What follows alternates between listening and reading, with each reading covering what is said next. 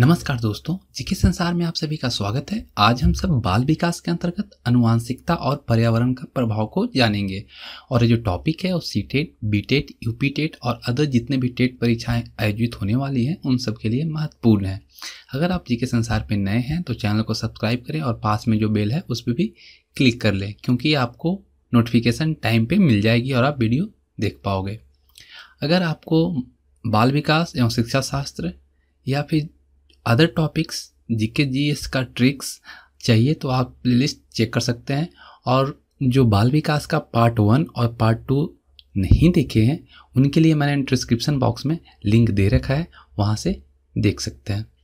अगर आपको वीडियो पसंद आती है तो लाइक और शेयर ज़रूर करें, और अगर आपका कोई सुझाव हो तो मुझे ज़रूर बताएं कमेंट बॉक्स में। ठीक है, तो आइए शुरू करते हैं। पहले बात करते हैं बाल विकास के अवरोध के बारे में। तो वंशानुगत कारक, शारीरिक कारक, बुद्धि, संवेगात्मक कारक, सामाजिक कारक इत्यादि बाल विकास को प्रभावित करने वाले आंतरिक कारक हैं। जो अवरोधक हैं वो दो तरह के होते हैं, एक बाह्य होते हैं, एक आंतरिक होते हैं। तो ये सब सारे जो मैंने अभी बताया आपको, वंशानुगत कारक, शारीरिक कारक, बुद्धि, संवेगात्मक कारक, सामाजिक कारक आदि जो हैं वो बाल विकास को प्रभावित करते हैं, वो भी आंतरिक तरह से, अंदरूनी। ठीक है, बाकी जो सामाजिक एवं आर्थिक वातावरण से जो विकास को प्रभावित होता है वो बाह्य कारक कहलाते हैं। ठीक है, मानव व्यक्तित्व आनुवांशिकता और वातावरण की अंतःक्रिया का परिणाम होता है। जो मानव व्यक्तित्व है वो आनुवांशिकता और वातावरण की अंतःक्रिया का परिणाम है।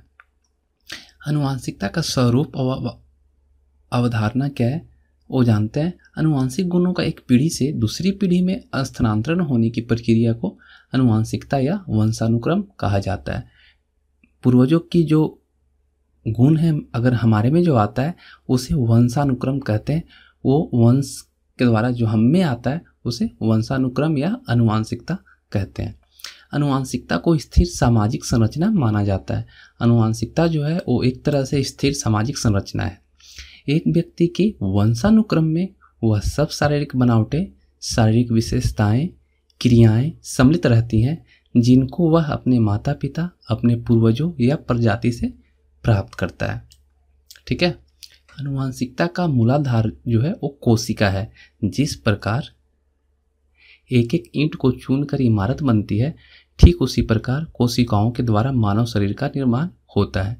जिस तरह से हम एक इमारत खड़ी करने में एक एक ईंट को लगाते हैं, उसी तरह हमारी जो शरीर है वो कोशिकाओं से बनी होती है।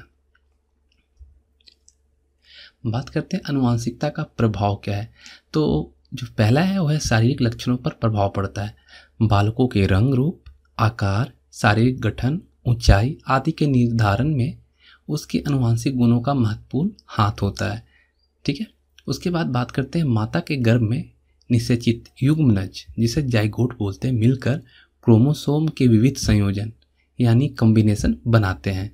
इस प्रकार एक ही माता पिता के प्रत्येक बच्चों से विभिन्न जीन्स बच्चे में अपने अथवा रक्त संबंधियों के साथ अन्य से अधिक समानताएं होती हैं। आनुवांशिक संचारण, इसे ट्रांसमिशन बोला जाता है, एक अत्यंत जटिल प्रक्रिया है। मनुष्यों में हमें दृष्टिगोचर होने वाले अधिकांश अभिलक्षण असंख्य जीन्स का संयोजन होता है। जीन्स के असंख्य परिवर्तन यानी परमुटेशन और संयोजन, कॉम्बिनेशन शारीरिक और मनोविज्ञान अभिलक्षणों में अत्यधिक विभेदों के लिए जिम्मेदार होते हैं। बात करते हैं केवल समान या मोनोजाइटिक ट्विंस जो होते हैं वो एक समान के सेट के सूत्र, उनमें गुण के सूत्र और जीन्स होते हैं, क्योंकि वे एक ही युग्मनज के द्विगुण से बने होते हैं। ठीक है, अधिकांश जुड़वा भ्रातृवृत्त अथवा द्वियुग्मक होते हैं जो प्रथम युग्मजों से विकसित होते हैं। यह भाइयों जैसे जुड़वा भाई या बहनों की तरह मिलते जुलते होते हैं, परंतु वे अनेक प्रकार से परस्पर एक दूसरे से भिन्न होते हैं। ठीक है, मिलते जुलते होते हैं लेकिन परस्पर एक दूसरे से बहुत से गुणों में वो भिन्न होते हैं। बालकों के आनुवांशिक गुण उसकी वृद्धि एवं विकास को भी प्रभावित करते हैं।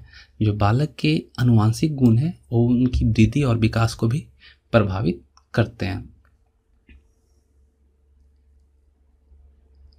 अब बात करते हैं आनुवांशिकता यानी वंशानुक्रम की परिभाषा क्या है। तो जो जेम्स ड्रेवर थे उन्होंने कहा शारीरिक तथा मानसिक विशेषताओं का माता पिता से संतान में हस्तांतरण होना आनुवांशिक है। जो माता पिता से संतान में जो गुण है वो जो स्थानांतरण होती है उसे आनुवांशिक कहा है जेम्स ड्रेवर ने। और बीएन झा ने कहा वंशानुक्रम व्यक्तियों की जन्मजात विशेषताओं का पूर्ण योग है। बीएन झा ने कहा कि वंशानुक्रम जो है वो व्यक्ति की जन्मजात विशेषताओं का पूर्ण योग है। और बुद्धि पर इसका क्या प्रभाव पड़ता है आइए जानते हैं। जिस बालक के सीखने की गति अधिक होती है उसका मानसिक विकास भी तीव्र गति से होता है। बालक अपने परिवार, समाज व विद्यालय में अपने आप को किस तरह समायोजित करता है वह उसकी बुद्धि पर निर्भर करता है। गोडार्ड का मत है, गोडार्ड ने कहा कि मंद बुद्धि माता पिता की संतान भी मंद बुद्धि और तीव्र बुद्धि माता पिता की संतान तीव्र बुद्धि वाले होते हैं। अगर आपके माँ और पिता जो हैं वो अगर मंद बुद्धि के हैं तो बालक भी मंद बुद्धि का होगा। ये कहा है गोडार्ड ने, गोडार्ड के द्वारा एक कहा गया। मानसिक क्षमता के अनुकूल एक ही बालक में संवेगात्मक क्षमता का विकास होता है। मानसिक क्षमता के अनुसार ही बच्चों में, बालकों में संवेगात्मक क्षमता का विकास होता है। अब बात करते हैं चरित्र पर प्रभाव क्या पड़ता है। तो डगडेल ने कहा मनोविज्ञान ने अपनी रहन सहन के आधार पर यह बताया है कि माता पिता के चरित्र का प्रभाव भी उसके बच्चे पर पड़ता है।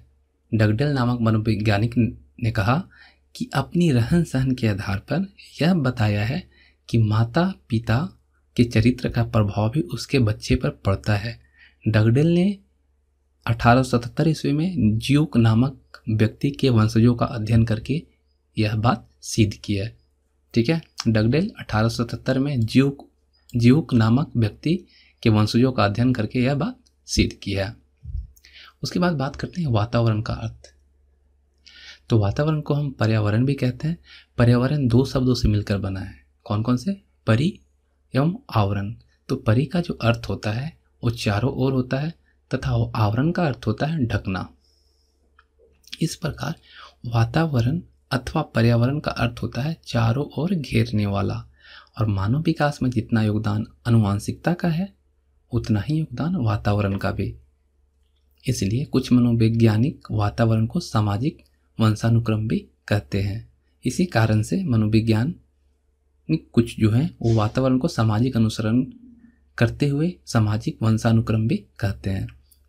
वुडवर्थ के अनुसार वातावरण में वे समस्त बाह्य तत्व आ जाते हैं जिन्होंने जीवन प्रारंभ करने के समय से व्यक्ति को प्रभावित की है।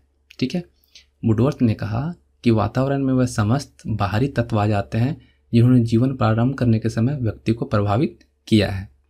और बोरिंग, लैगफील्ड एवं वेल्ट के अनुसार व्यक्ति का वातावरण उन सभी उत्तेजनाओं का योग है जिनको हम जन्म से मृत्यु तक ग्रहण करते हैं। अब बात करते हैं आनुवांशिकता एवं वातावरण के बाल विकास पर प्रभाव के शैक्षिक महत्व। और ये जो टॉपिक है, ये जो पॉइंट है वो टीचर के लिए बहुत ही इम्पोर्टेंट है। आनुवांशिकता की भूमिका को समझना बहुत महत्वपूर्ण है और इससे भी अधिक लाभकारी है कि हम समझें कि परिवेश में कैसे सुधार किया जा सकता है ताकि बच्चे की आनुवांशिकता द्वारा निर्धारित सीमाओं के भीतर सर्वोत्तम संभावित विकास के लिए सहायता की जा सके। फिर बात करते हैं बालकों के संपूर्ण व्यवहार की सृष्टि से। वंशानुक्रम और वातावरण की अंतःक्रिया द्वारा होती है। शिक्षा के किसी भी योजना में वंशानुक्रम और वातावरण को एक दूसरे से पृथक नहीं किया जा सकता। वातावरण से व्यक्ति शरीर का आकार प्रकार प्राप्त करता है, वातावरण शरीर को पुष्ट करता है। विद्यालय में कई प्रकार की अनुशासनहीनता दिखाई पड़ती है। कई बार इसके लिए परिवार का परिवेश ही नहीं बल्कि काफ़ी हद तक वंशानुक्रम भी जिम्मेदार होता है। ठीक है, कभी कभी हम सब देखते हैं कि विद्यालय में अनुशासनहीनता, लेकिन उसका जो कारण होता है परिवार का परिवेश के साथ साथ उसका वंशानुक्रम के कारण भी होता है जो वंशज के द्वारा उसे मिला है। जैसे चोरी करना, झूठ बोलना आदि। अवगुणों के विकास में बालक के परिवार एवं उसके वंशानुक्रम की भूमिका अहम होती है। बालकों की रुचियां, प्रवृत्तियां तथा अभिवृत्ति आदि के विकास के लिए भी वातावरण अधिक जिम्मेदार होता है। लेकिन तो वातावरण के साथ यदि वंशानुक्रम भी ठीक है तो इसका सार्थक दिशा मिल सकता है। अगर वातावरण के साथ वंशानुक्रम ठीक है तो इसको सार्थक दिशा मिल सकती है।